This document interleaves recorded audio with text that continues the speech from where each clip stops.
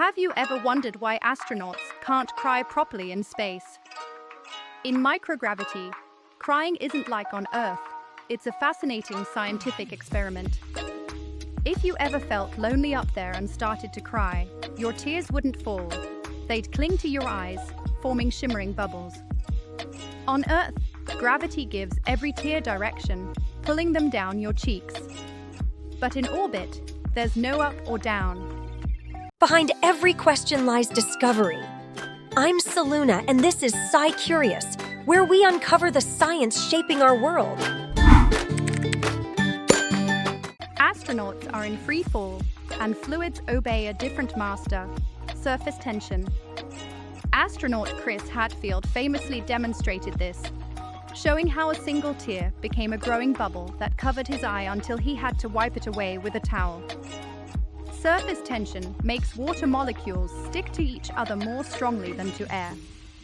On Earth, gravity eventually overcomes that cohesion, but in microgravity, it never does. The result? Liquid blobs crawl around the face, nose, and eyelashes, pulled only by adhesion and capillary forces. Even blinking becomes tricky, as the tear film spreads unevenly, making eyes sting and blur. Your sinuses also misbehave. Without gravity to drain mucus downward, fluids collect in the head. Astronauts constantly feel congested, as if crying and having a cold at once. The station's air systems have to filter out stray droplets, otherwise they could drift into electronics. In space, even sadness is a contamination hazard. Most astronauts say they don't feel like crying up there anyway. Emotions shift in zero-G. The constant wonder and stress blur together. One astronaut said, "You're too busy staying alive to be sentimental."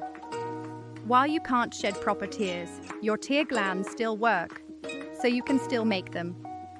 Astronauts describe their eyes as watering in slow motion.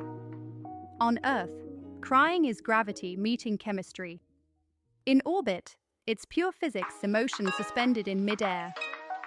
Did you know in zero-G, tears can float away and become accidental art? If you look closely at those floating tears, they'd look like tiny lenses, bending the world upside down. They shimmer with reflections of Earth, a reminder that even feelings obey the laws of fluid dynamics. In space, you can laugh, you can sweat, you can sigh, but you can't truly cry. Your tears will never fall. They'll just float beside you, tiny mirrors of home. Curious for more? Stay curious about space, explore more wonders. There's always more to discover. I'm Selu, and this has been SciCurious. Stay curious, and I'll see you in the next wonder.